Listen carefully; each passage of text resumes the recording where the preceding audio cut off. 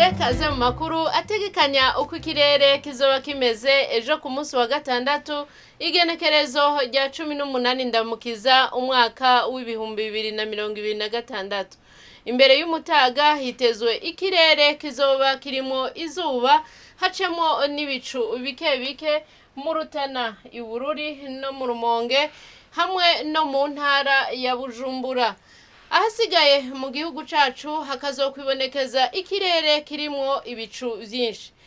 Inyuma y'umutaga hitezwe imvura mu ntara zose zigize igihugu cacu, hamwe hakazocamwo n'ibihe vy'izuba. Ibipimo vy'ubushuhe bizoba biri hejuru ukurusha ahandi bikazokwibonekeza umuco ibitoke kuri °C 28.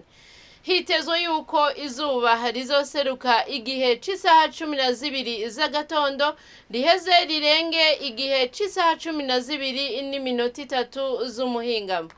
Nuko rero aha niho hagarukiye amakuru y'ikirere mwateguriwe n'ikigo Ijebu. Adeline Ngenze buhoro ni jene yabashikirije, mwakoze kuyakurikirana.